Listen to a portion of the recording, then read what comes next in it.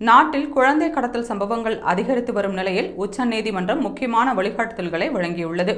உத்தரப்பிரதேசத்தில் நடைபெற்ற குழந்தை கடத்தல் வழக்கை மையமாக கொண்டு இந்த வழிகாட்டுதல்களை நீதிபதிகள் பர்திவாலா மற்றும் மகாதேவன் வெளியிட்டனர்.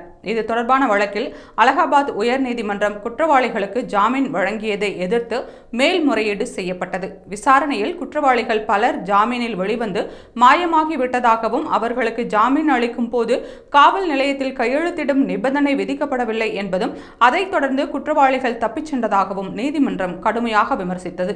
இந்த வழக்கில் ஆண் குழந்தை வேண்டும் என ஆசைப்படும் நபர்கள் 4 லட்சம் ரூபாய் கொடுத்து குழந்தையை வாங்கியிருப்பது கவலை அளிக்கிறது. இது மனிதாபிமானத்திற்கு எதிரானது என குறிப்பிட்ட நீதிமன்றம் குழந்தை கடத்தலில் ஈடுபட்ட அனைவரையும் நீதிமன்ற காவலில் எடுத்து 1 வாரத்திற்குள் குற்றச்சாட்டுகள் பதிவு செய்ய உத்தரவிட்டது. தலைமறைவாக உள்ளவர்களுக்கு கைது வாரண்ட் பிறப்பிக்க வேண்டும் என கூறப்பட்டது. பச்சிளம் குழந்தைகள் மருத்துவமனையில் காணாமல் போனால் உடனடியாக அந்த மருத்துவமனையின் உரிமம் ரத்து செய்ய வேண்டும் என உச்சநீதிமன்றம் தெரிவித்துள்ளது.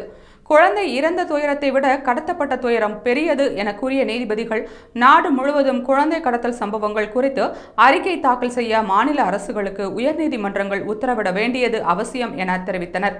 இந்த கேள்விகளை அலட்சியமாக எடுத்தால் நீதிமன்ற அவமதிப்பு வழக்குகளாக மாறும் என்று உச்சநீதிமன்றம் எச்சரிக்கை விடுத்துள்ளது.